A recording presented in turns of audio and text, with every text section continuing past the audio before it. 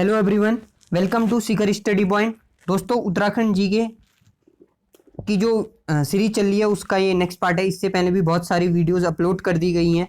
अगर आपने अभी तक नहीं देखी हैं तो वो वीडियोस भी आप देख लीजिए, आपके लिए बहुत बेनिफिशियल होगा एग्जाम्स के लिए। ठीक है, तो आज की सीरीज शुरू करते हैं। 30 क्वेश्चन है, एक्सप्लेनेशन के साथ बताऊंगा, नोट डाउन करते जाइए और खुद भी सॉल्व करते जाइए आपको कितने आंसर आ रहे हैं करके। ठीक है, तो चलिए शुरू करते हैं। फर्स्ट क्वेश्चन है, निम्न में किसका प्राचीन नाम कुब्जामृग है? ठीक है, तो कुब्जामृग किसका प्राचीन नाम है? ऋषिकेश। ठीक है, आम बहुत होते थे इधर, ठीक है, इसलिए इसको बोला जाता है कुब्जामृग, कुब्जामृग। राइट, ये याद रखें। काठगोदाम का प्राचीन नाम बाड़ा खोड़ी था। ठीक है, बाड़ा खोड़ी। जोशीमठ का प्राचीन नाम योरसी था। ठीक है, योरसी याद रखिए। नंदा देवी राष्ट्रीय उद्यान वर्तमान चमोली जिले में स्थित है। इसकी स्थापना कब हुई थी? तो नंदा देवी जो नेशनल पार्क है, ये स्थापना इसकी हुई थी 1982 में। ठीक है, 1982 में। तो उससे देखिए, ये नंदा देवी जो राष्ट्रीय उद्यान है बायोस्फीयर रिजर्व में भी शामिल है। नंदा देवी बायोस्फीयर रिजर्व 1988 में उसे बायोस्फीयर रिजर्व बनाया गया था जो। ठीक है, 1982 में इसे बायोस्फीयर रिजर्व 1988 में बायोस्फीयर रिजर्व घोषित किया गया था। और यूनेस्को का एक प्रोग्राम चलता है जिसे बोलते हैं मैब, मैन एंड बायोस्फीयर प्रोग्राम। उसमें भारत के 11 बायोस्फीयर रिजर्व हैं, जिसमें से एक नंदा देवी भी शामिल है। ठीक है, नंदा देवी बायोस्फीयर रिजर्व। और जो फूलू की घाटी नेशनल पार्क है, उसे यूनेस्को ने नेशनल हेरिटेज साइट का दर्जा दिया है। ठीक है, 2005 में नेशनल हेरिटेज साइट का दर्जा दिया गया था और 1988 में नंदा देवी नेशनल पार्क को नेशनल हेरिटेज साइट का दर्जा दिया गया था। ठीक है, नेक्स्ट देखते हैं। राष्ट्रपिता महात्मा गांधी जी उत्तराखंड में चल रही राष्ट्रपिता महात्मा गांधी जी को आएगा। उत्तराखंड में चल रही कुली बेगार प्रथा से किस उत्तराखंडी ने अवगत कराया था? कुली बेगार प्रथा आप जानते हैं कि बेगार में काम करवाया जाता था बिना उन्हें कोई भी वेतन दिए। ठीक है, तो बिना वेतन दिए उनसे काम करवाया जाता था। इस प्रथा के बारे में महात्मा गांधी को अवगत करवाया था बद्रीदत्त पांडे जी ने, बद्रीदत्त पांडे जी ने। और इनके प्रयास से 1921 में इस प्रथा का उन्मूलन कर दिया गया सरयू नदी के तट पर बागेश्वर में। और देखिए दोस्तों, एक थी डोला पालकी आंदोलन।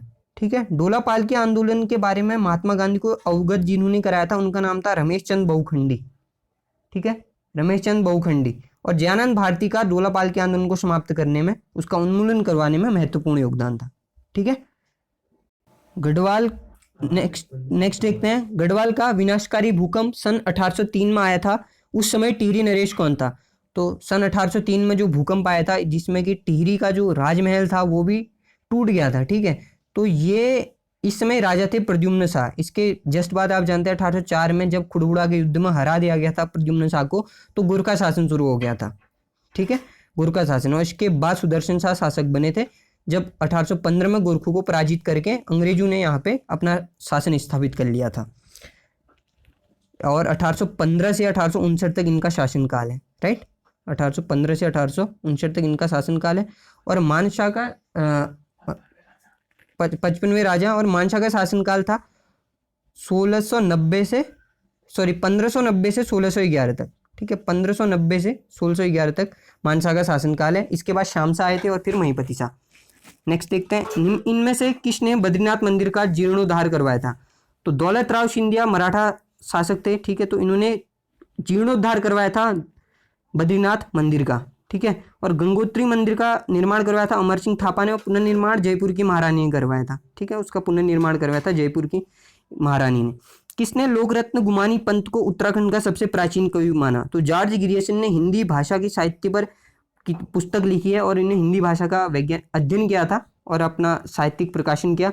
तो इन्होंने गुमानी पंत को उत्तराखंड का सबसे प्राचीन कवि माना है। ठीक है, ग्रियर्सन ने। घोड़ाखाल नैनीताल में सैनिक स्कूल की स्थापना कब हुई? 21 मार्च 1966 को। ठीक है, 21 मार्च 1966 को घोड़ाखाल में सैनिक स्कूल की स्थापना की गई थी जयमल सिंह के द्वारा। ठीक है, ये नेवी ऑफिसर थे जयमल सिंह, इन्होंने स्थापित किया था। कौन कुमाऊं के बेताज बादशाह के रूप में प्रसिद्ध है? तो कुमाऊं के बेताज बादशाह के रूप में जाना जाता है रैमजे को। ठीक है, रामजी भी ने बोला जाता था प्यार से, तो रैमजे को बोला जाता है कुमाऊं का बेताज बादशाह। और इनके शासनकाल में ही उत्तराखंड, इनके शासनकाल को उत्तराखंड, अंग्रेजों के शासनकाल में उत्तराखंड का स्वर्णिम काल कहा जाता है। ठीक है, तो ये क्वेश्चन अगर आपको कंफ्यूज करता है तो जैसे बैटन है, बैटन के समय को ब्रिटिश अंग्रेजों का स्वर्णिम काल कहा जाता है उत्तराखंड में, यानी अंग्रेजों को फायदा हुआ था उसमें। और रैमजे के शासनकाल में उत्तराखंड का स्वर्णिम काल कहा जाता है। राइट, तो ये कंफ्यूजन नहीं होना चाहिए। बाला सुंदरी मेला कहाँ लगता है? तो बाला सुंदरी मेला लगता है काशीपुर उधम सिंह नगर में, ठीक है। उत्तराखंड में बाल रूप में देवी मौजूद है, ठीक है, बाल रूप में ये मौजूद है, काशीपुर में ही मौजूद है, ठीक है, काशीपुर में ये अपने बाल रूप में मौजूद है। उत्तराखंड में जन जागरण और आंदोलनों का इतिहास पुस्तक किसने लिखी? तो जन जागरण और आंदोलनों का इतिहास लिखी योगेश धस्माना ने, और उत्तराखंड पत्रकारिता का इतिहास भी लिखी, ठीक है, योगेश धस्माना ने। 36 रकम 32 कलम व्यवस्था का उन्मूलन किसने किया था? तो 36 रकम 32 कलम कर व्यवस्था से संबंधित प्रणाली थी जो कि चंदू के समय में चलती थी। चंदू के करों का उल्लेख मूनाकोट ताम्रपत्र में मिलता है, ये आपको पता होगा, मूनाकोट पिथौरागढ़ में स्थित है। तो इस व्यवस्था का उन्मूलन कर दिया था गोरखा शासकों ने। अब इसका मतलब ये नहीं कि गोरखों के शासनकाल में कर व्यवस्था अच्छी थी, गोरखों ने भी उसी तरीके से कर वसूल किए जैसे चंद शासक वसूल करते थे। तो जनता के लिए कोई अच्छी स्थिति नहीं आई थी। मध्य महेश्वर बुग्याल स्थित है, तो मध्य महेश्वर बुग्याल स्थित है कहाँ? रुद्रप्रयाग में, ठीक है, रुद्रप्रयाग में स्थित है मध्य महेश्वर बुग्याल। नेक्स्ट देखते हैं गढ़वाल राइफल्स का गठन कब किया गया था? तो गढ़वाल राइफल्स का गठन किया गया था 1887 में, ठीक है, 5 मई 1887 को। रक्षा सूत्र आंदोलन के प्रवर्तक के रूप में जाने जाते हैं सुरेश भाई को जाना जाता है रक्षा सूत्र आंदोलन के प्रवर्तक के रूप में, और कल्याण सिंह को जाना जाता है मैती आंदोलन के लिए, ठीक है।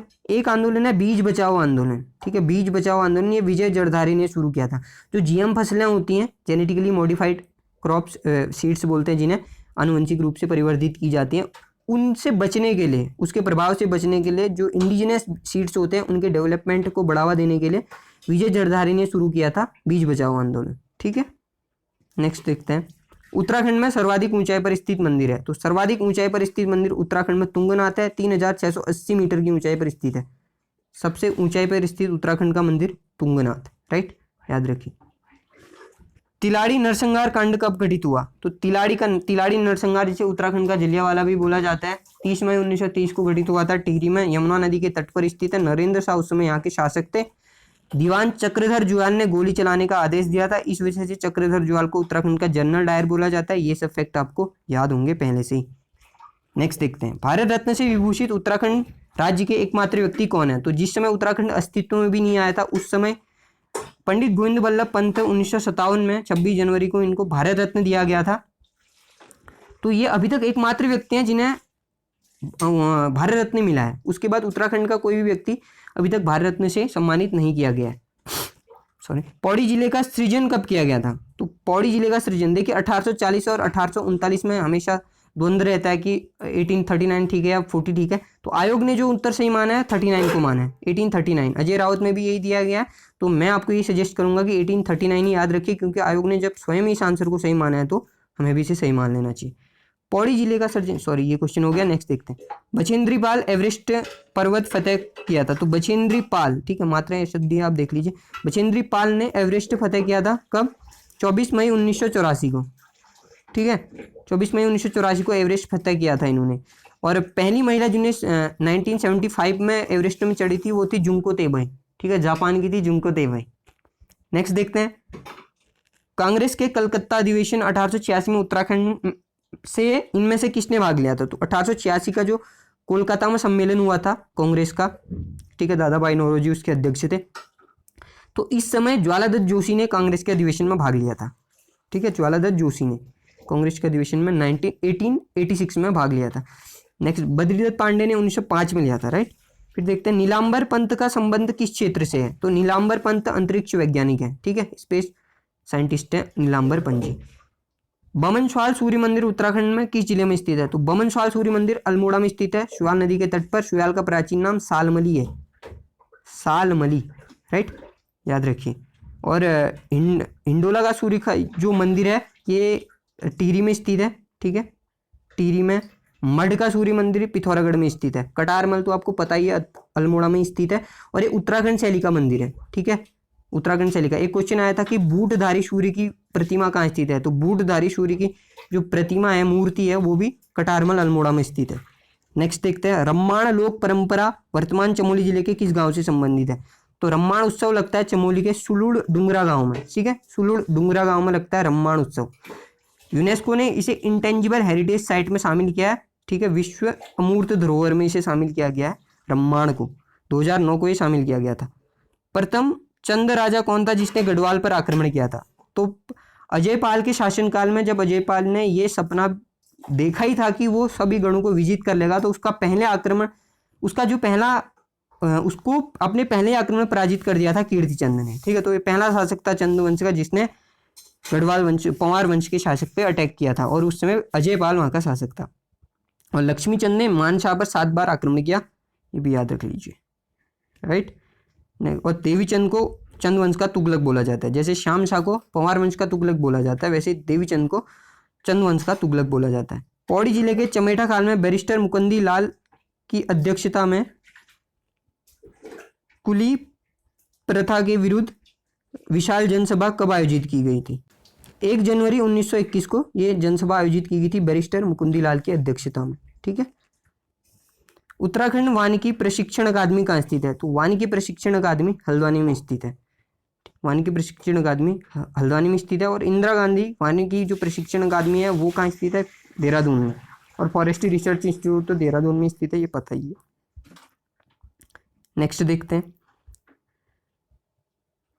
लठ भरवा भोज किस जनजाति में प्रचलित है? तो लठ भरवा भोज थारू जनजाति में प्रचलित है। अगर कोई स्त्री है जिसका विवाह हो गया, कोई कन्या है, लेकिन चूंकि उसमें बाल उम्र में ही विवाह हो जाता है, कम आयु में ही, तो उसमें उसे गौना बोलते हैं। जब वो वयस्क हो जाती है उसके बाद अपने पति के घर जाती है, तो इस बीच अगर उसके पति की मृत्यु हो जाती है जिससे उसका विवाह हुआ है, तो उसका पिता दूसरी बार उसकी शादी कराता है किसी अन्य व्यक्ति से, और उस समय जो भोज उपलब्ध करवाया जाता है, अपने समुदाय में जो भोज दिया जाता है, उसे लठ भरवा भोज बोलते हैं। तो थारू जनजाति में प्रचलित है लठ भरवा भोज। और एक कुंड भोज प्रथा प्रचलित है। ठीक है, कुंड भोज ये जौनसारी में प्रचलित है। ठीक है, जौनसार बाबर में कुंड भोज। कुंड भोज यानी कुंड भोज पूरे एक घर के पूरे परिवार को ही इसमें भोज दिया जाता है। ठीक है।